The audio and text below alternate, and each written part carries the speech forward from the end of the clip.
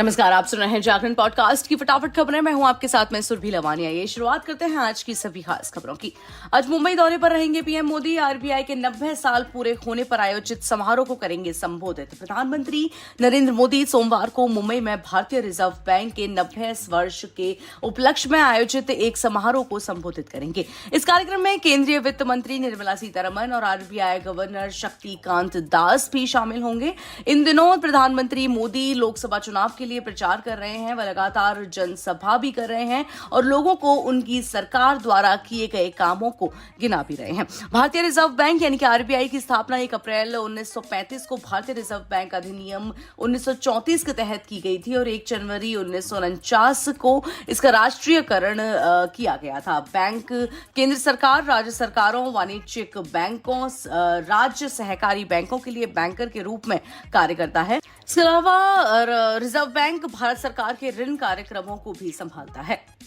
वहीं सीएम योगी की ताबड़तोड़ रैलियां आज हाथरस, बुलंदशहर और गौतम बुद्ध नगर में प्रबुद्ध सम्मेलनों को करेंगे संबोधित। मुख्यमंत्री योगी आदित्यनाथ सोमवार को हाथरस, बुलंदशहर और गौतम बुद्ध नगर में भारतीय जनता पार्टी की ओर से आयोजित प्रबुद्ध सम्मेलनों को संबोधित करेंगे। वह सोमवार सुबह 11:35 पर हाथरस में आगरा रोड स्थित अग्रवाल सेवा सदन में आयोजित सम्मेलन में प्रबुद्ध जन को संबोधित करेंगे। दोपहर 1:40 पर बुलंदशहर के नुमाइश मैदान में निकुंज हॉल में प्रबुद्ध सम्मेलन को संबोधित करेंगे। इसके बाद 3:40 पर गौतम बुद्ध नगर में GL Bajaj institute of technology में रूबरू होंगे। उसके बाद मुख्यमंत्री योगी आदित्यनाथ के जनसभा में भीड़ को देखते हुए हाथरस में सोमवार को रूट डायवर्जन किया गया है।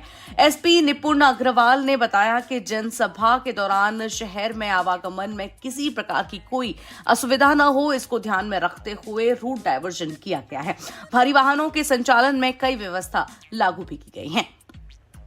वहीं ज्ञानवापी के तहखाने में पूजा रुकवाने की याचिका पर सुप्रीम कोर्ट में आज होगी सुनवाई। सुप्रीम कोर्ट ज्ञानवापी की अंजुमन मस्जिद इंतजामिया कमेटी की याचिका पर सोमवार को सुनवाई करेगा। विवादित ढांचे के दक्षिणी छोर पर स्थित व्यास जी के तहखाने में हिंदुओं को पूजा अर्चना करने की अनुमति देने के इलाहाबाद हाईकोर्ट के फैसले को मस्जिद कमेटी ने चुनौती दी थी। प्रधान न्यायाधीश डीवाई चंद्रचूड़, जस्टिस जेबी पाद्रीवाला और मनोज मिश्रा की खंडपीठ वाराणसी में कथित ज्ञानवापी मस्जिद की देखरेख पर रही अंजुमन माजाजिद इंतजामिया कमेटी की याचिका पर 1 अप्रैल को सुनवाई करेगी। इस याचिका में 26 फरवरी के हाईकोर्ट के फैसले को चुनौती देते हुए पूजा अर्चना पर रोक लगाने की मांग की है। वहीं आज से शराब हो जाएगी महंगी। एक बोतल पर 150 से लेकर 200 रुपए तक बढ़ेंगे दाम। 1 अप्रैल यानी आज से प्रदेश में नई आबकारी नीति लागू हो जाएगी। इसके चलते अंग्रेजी शराब से लेकर बियर तक की दरों में 15% तक वृद्धि हो जाएगी, जिससे अब सुरा प्रेमियों को जेब अधिक ढीली करनी होगी।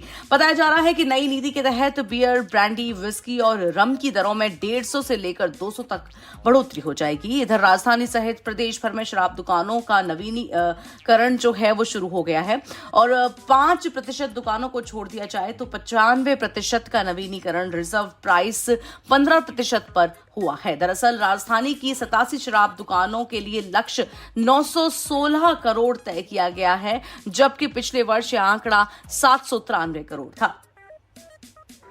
क्या अरविंद केजरीवाल को मिलेगी राहत? आज खत्म हो रही है ईडी रिमांड। कोर्ट में होगी आज पेशी। दिल्ली आबकारी नीति घोटाला से जुड़े मनी लॉन्ड्रिंग मामले में गिरफ्तार मुख्यमंत्री अरविंद केजरीवाल की रिमांड अवधि सोमवार को समाप्त हो जाएगी। प्रवर्तन निदेशालय की टीम सोमवार को केजरीवाल को राउज एवेन्यू की विशेष न्यायाधीश कावेरी बावेजा के समक्ष पेश करेगी। अदालत ने 28 मार्च को केजरीवाल की 4 दिन की रिमांड बढ़ा दी थी। इससे पहले 21 मार्च को गिरफ्तार किए गए केजरीवाल को ईडी ने 22 मार्च को अदालत में पेश किया था और अदालत ने केजरीवाल को 6 दिन की ईडी कस्टडी में भेज दिया था। ईडी का आरोप है कि आबकारी नीति में बदलाव के बदले केजरीवाल ने दक्षिण समूह के शराब व्यापारियों से 100 करोड़ रुपए की रिश्वत की मांग की थी और उक्त धनराशि का इस्तेमाल गोवा और पंजाब विधानसभा में खर्च किया गया था।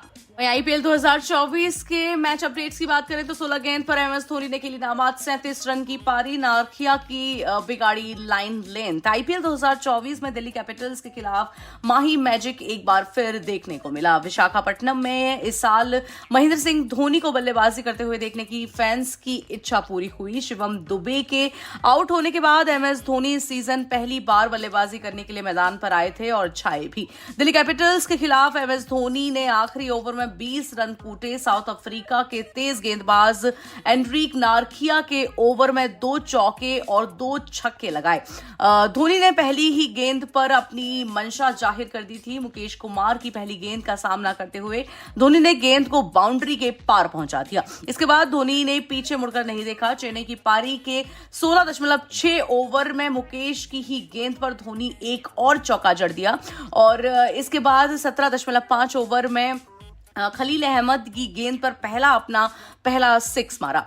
धोनी को देखकर खलील भी डर गए थे। खलील ने अपने ओवर में धोनी के सामने 2 वाइट बॉल की। पारी की आखिरी गेंद पर डीप पॉइंट पर 6 चढ़कर अपने स्टाइल में पारी समाप्त की। नारखिया के ओवर में 20 रन बने और चेन्नई 20 रन से मैच हार गई। धोनी ने 16 गेंद पर नाबाद 37 रन की पारी खेली। इस दौरान 4 चौके और 3 छक्के लगाए।